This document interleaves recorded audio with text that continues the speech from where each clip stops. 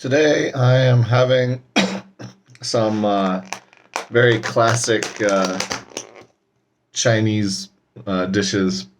Even in America, they're considered classic Chinese dishes. Um, some fried rice.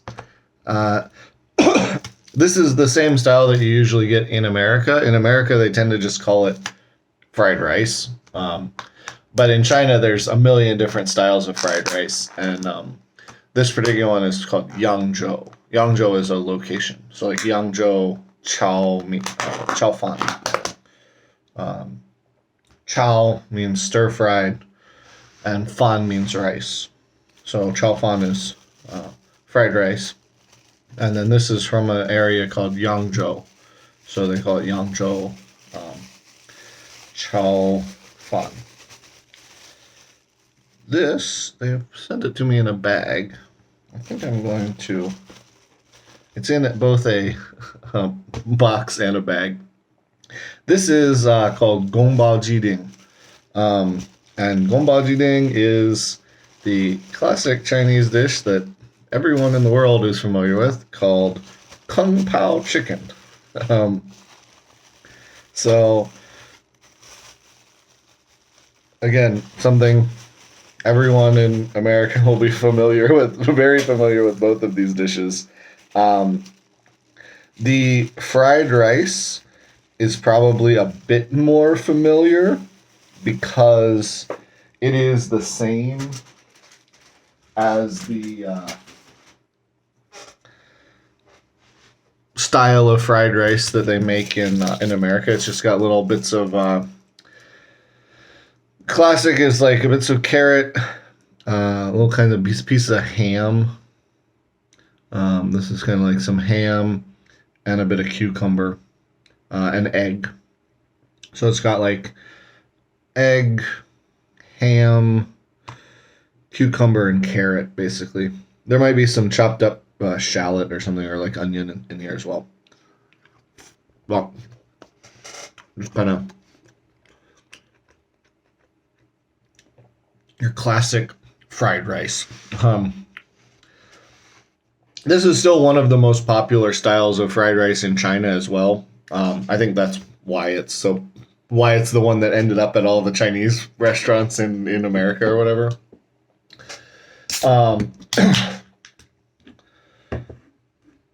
And then the Gongbao Jiding, the Kung Pao chicken, the kind I got is actually sort of the regional variation from where I live, which is called Dongbei. Dongbei is means Dong means east and Bei means north. So Dongbei is just northeast China. But originally Kung Pao chicken is from Sichuan, and the traditional way to cook it is with like cut up chicken. So ji is chicken, and ding means something cut up in a little small square like this, little cubes, basically diced. So ji ding means diced chicken, and then gongbao kind of means an explosive way of cooking it. So the way that gongbao jiding is cooked is on a really hot fire, really fast, and so that's why where the name comes from. The traditional ingredients. So if you were having this like the more traditional Sichuan version, would be the cut up chicken,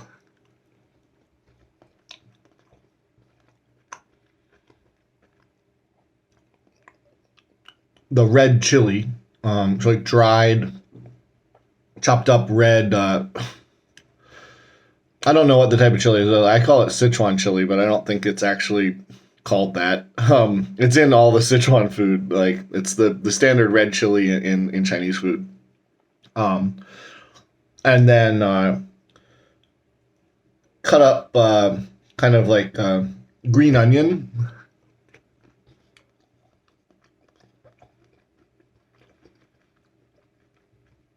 like the stalks of the green onion, and peanut.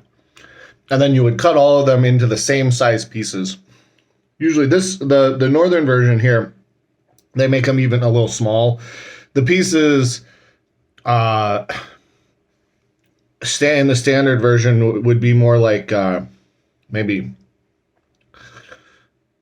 a half inch, a bit over a half inch, less than an inch, but a bit over a half inch. So like a bit over a centimeter, if you're using metric. In the north, they cut the pieces a little smaller.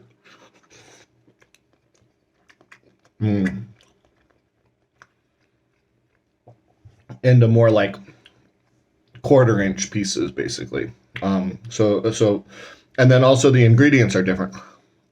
The sauce is similar. It tends to be a bit sweeter here, and the Sichuan variation tends to be a bit spicier. And then here, the ingredients they use, they keep the chicken and the peanuts. So those two stay the same. But then they use chopped up carrot and this is cucumber. So they use carrot and cucumber. Sometimes they'll use, instead of cucumber, they'll use green pepper. Those are both like common variations. So they might use chopped up green pepper. They might use chopped up cucumber. They might actually use both. But it doesn't usually have the big round scallion kind of like green onions. And it'll also still sometimes have a few of these like red chili, chopped up bits of dried red chili. But there's only, in this whole dish that I got like this size, right, there's probably maybe 10 of those little chili things. Whereas in the Sichuan version, like that's one of the main ingredients. That'll be like a third of the dish you get.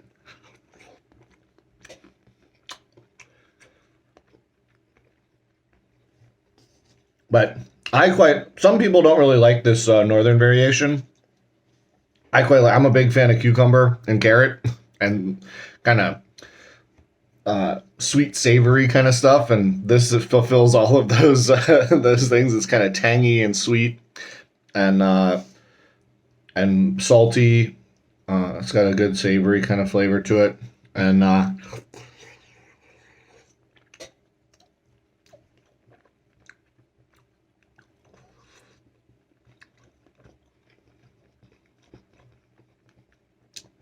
it's still got the peanuts in the chicken, which give a good flavor and some crunch.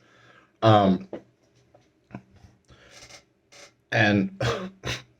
this is, so if you get this dish in America, you're more likely to get something resembling the authentic Sichuan version or trying to do that. Whereas this is like a totally different variation on this dish that's, I had never seen this version in America before. But I quite like it.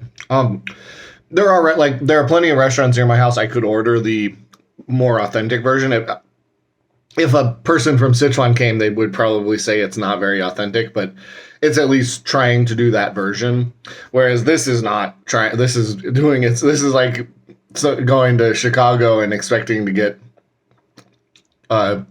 New York style pizza. This is a different style. If you go to Chicago, you get a Chicago style pizza. Right? They have a different kind of pizza.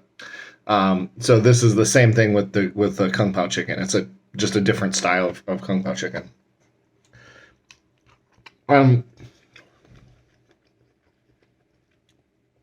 That's a fairly common thing. There's a lot of, here in China, there's a lot of different dishes that have sort of deep roots in Chinese cuisine, but then they'll be done differently in different parts of the country.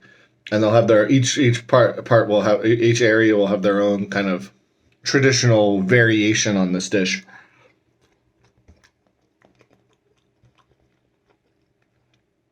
Often in the West, we'll have been introduced to one of those variations. The most common variations that we get in the West tend to be Sichuan, variations, or Fujian or Guangzhou. Those are three different regions in China. Sichuan is kind of in the southwest. Guangzhou is in the south, and then Fujian is along the southeast coast. And those tend to be the big influences on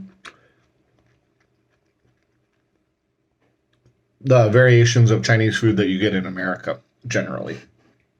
So then if you come to a part of China like where I am in the Northeast, they have a lot of dishes that are the same dish, but just done with different ingredients or a slightly different method of cooking or a slightly different sauce. And this goes for a whole bunch of different dishes you can get. However, this dish is still super popular. Like, both with Chinese people and with foreigners. It is one of the kind of things that most foreigners get here, and this is kind of a comfort food they can fall on, right? Because it's quite similar to what you would get in America. The sauce is very similar. The ingredients are slightly different, but it's still like feels like it's a easy thing that's recognizable. People know what it is.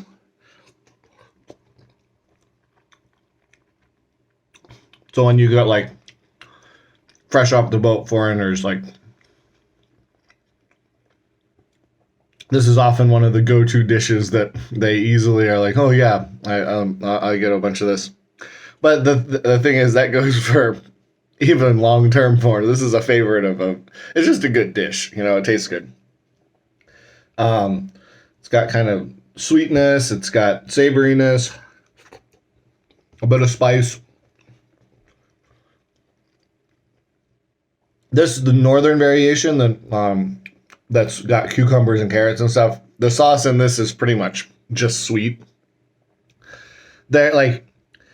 It's got a couple of these peppers in it. If I eat that pepper, that'll be spicy, but it won't even be that spicy. It'll be more salty. Because it doesn't have the seeds or anything in it. It's just the hollowed out dry shell.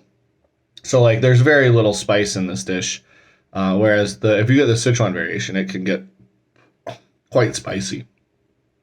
But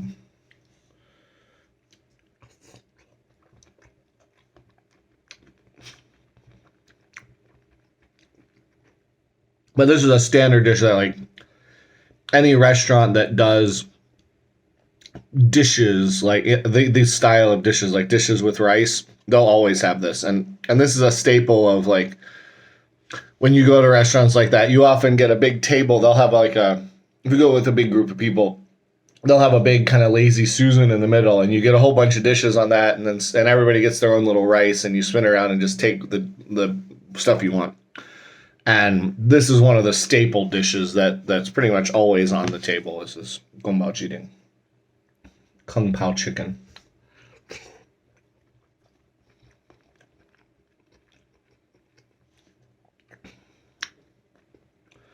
This video is a bit shorter than the other ones, but I think this is a pretty common dish in the West, so I don't really think there's that much to say about it.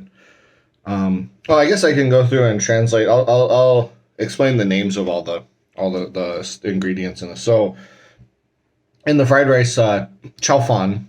So mi fan is rice, and then chow means stir fried. So you say chow fan is stir fried rice, and then it also has pieces of ham, which is called ho tui. Fire leg is the right translation, but it is ho tui. Pieces of cucumber, which is called huanghua, which literally means yellow melon. Huang is yellow and gua is melon, so yellow melon. But I don't know why it's because it's green. But so cucumber is called huanghua. Carrot is hulubei, or actually you should say hulubo. So the standard way to say it is hulubo. The first thing I said is like a local dialect term. So hulubo is carrot, which means like I'm not sure if it's the same who. So luobo is a root thing. So like turnip is also luobo, and then I think it's the same who from tiger, but it might be a different one. So it's just a modification. So hulobo is carrot, and luobo is a turnip, and then peanuts are called huasheng, or the kernels are called huasheng mi. The same mi as in the rice. It just means a small kernel of something. And jiding, the chicken, diced chicken, jiding.